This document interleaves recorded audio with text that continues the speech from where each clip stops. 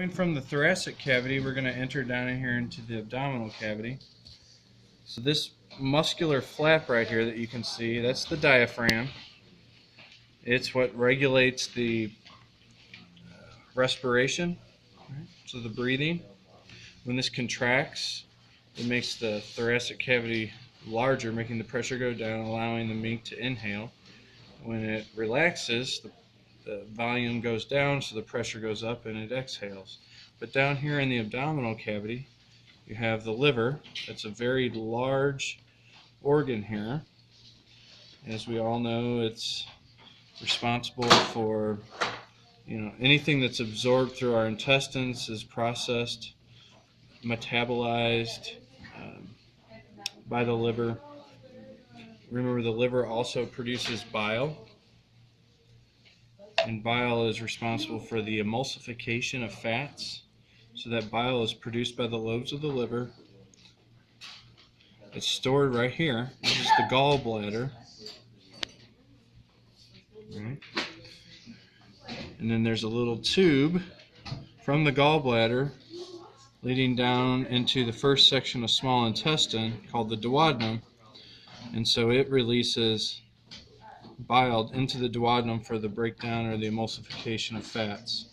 So remember, going back up here to the thoracic cavity, the esophagus passes down behind the trachea, passes through the diaphragm into the stomach. So this little J-shaped sac here, that's the stomach. The internal folds of it are called rugae. Okay, they can expand. Remember, the stomach has 3 layers of muscle to help churn up the contents, process it, break it down even more. The stomach also produces hydrochloric acid and pepsin, which help break down protein. So sugars begin digestion in the mouth, proteins begin digestion in the stomach, and then remember, the bile coming in from the liver begins the breakdown of fats in the duodenum, the small intestine.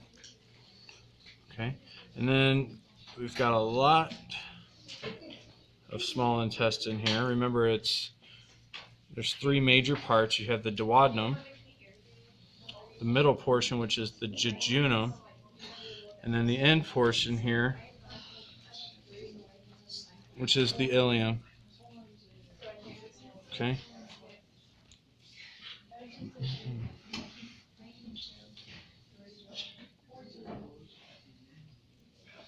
All right. And remember, connecting all of this stuff, you have this clear kind of transparent or opaque layer called mesentery that has a lot of the blood vessels in it to help in the absorption. All right. And it looks like part of their colon has been cut, but all right. So if we work backwards, so down here we've got the descending colon, we've got the transverse colon,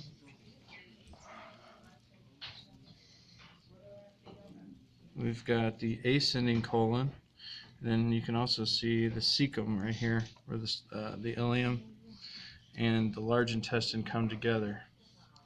Here they've got a kidney. It's been removed already, but the kidney is connected to the ureter, which is connected to the bladder, which is part of it right here, part of the bladder there. And then from the bladder, of course, it goes down the urethra, and this is a male, so out the penis. All right.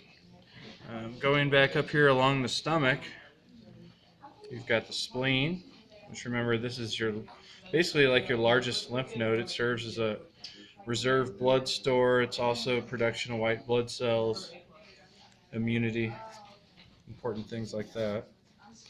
And then below that, you've got the pancreas, which the pancreas produces more enzymes that are then dumped into the duodenum, kind of like the gallbladder. You have a pancreatic duct that enters into the duodenum as well, adds a whole cocktail more enzymes to continue the breakdown of sugars, proteins, and fats. Here on the other side, we have the other kidney. Some of that's still covered up, but there's the other kidney. All right, going down, this is obviously a male. Here's the penis. All the external skin's been removed. Here you have the left testicle, the right testicle. What you can't see really on the top here, you have the epididymis. And then underneath, if you cut in here a little more, going from the testicle toward the bladder would be the vas deferens, okay, for the release of sperm. Okay. And that's most of the major anatomy of the mink.